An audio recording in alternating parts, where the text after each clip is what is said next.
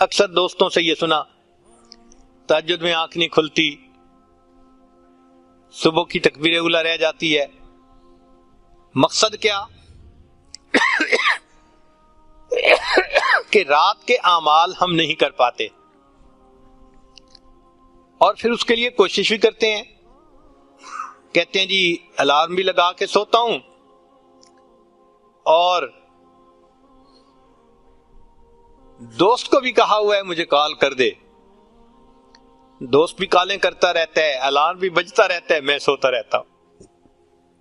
بھائی ہم اس لیے سوتے رہتے ہیں کہ اللہ تعالیٰ توفیق نہیں دیتے اس وقت اٹھنے کی. ذرا راز سنیے.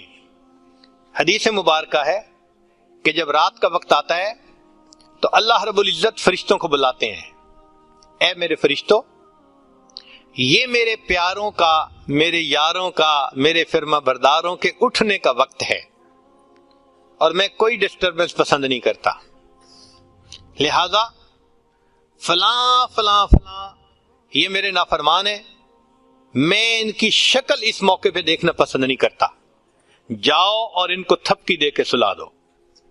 حدیث پاک میں ہے فرشتے آتے ہیں تھپکی دے کے سلا دیتے ہیں، سویا رہتا ہے سویا رہتا ہے.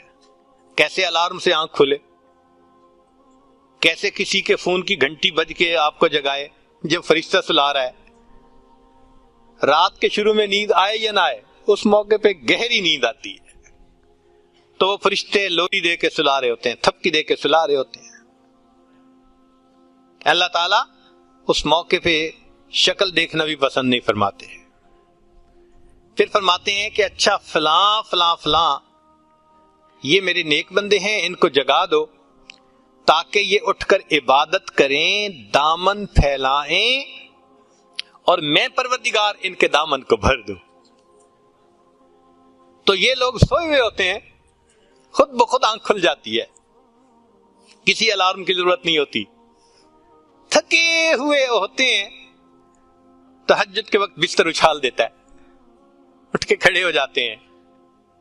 تھکاوٹیں بھی رکاوٹ نہیں بنتی، وہ جلدی سے وضو کرتے ہیں، اپنے رب کے سامنے ہاتھ باندھ کے کھڑے ہو جاتے ہیں، وہ اللہ سے مانگتے ہیں، اللہ ان کو دے کر خوش فرما دیتے ہیں. فرمایا تیسرے کچھ اور بھی لوگ ہیں، یہ مقربین ہوتے ہیں. اللہ تعالیٰ فرشتوں کو فرماتے ہیں کہ تم جاؤ اور یہ سوئے ہوئے ہیں ان کی صرف کروٹ بدل دو، یہ چاہیں گے تو اٹھ کے نماز پڑھیں گے تہجد کی اور چاہیں گے تو لیٹے رہیں گے. میں پروردگار ان کی عبادت سے بھی راضی ہوں، ان کے لیٹنے سونے سے بھی راضی ہوں. یہ وہ لوگ ہوتے ہیں جن کا سونا بھی عبادت بن جاتا ہے، یہ مقربین ہوتے ہیں. تو حدیث پاک میں یہ 3 طرح کے لوگ بتائے گئے.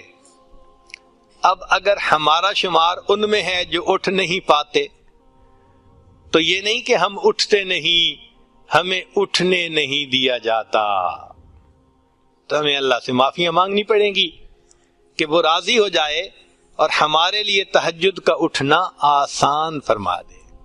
اس لیے بہت سارے دوست کنفیوز رہتے ہیں کہ جی رات کو تو اٹھا ہی نہیں جاتا. اس کا آسان اصول کہ جو شخص دن کے اعمال کو سنوار لیتا ہے اللہ تعالیٰ اس کے رات کے اعمال کو سنوار دیتے ہیں. اگر دن میں بدنظری ہوگی تو کیسے رات کی توفیق ہوگی؟ دن میں اگر کھانا پینا مشتبہ ہوگا تو رات کی توفیق کیسے ہوگی؟ دن میں تو انتظار رہتا ہے فلاں کا فون آئے، فلاں کا میسج آئے، دل تو اٹکا ہوا ادھر ہے. میری فریاد سن لے میرے مولا، بنا لے اپنا بندہ دل بدل دے.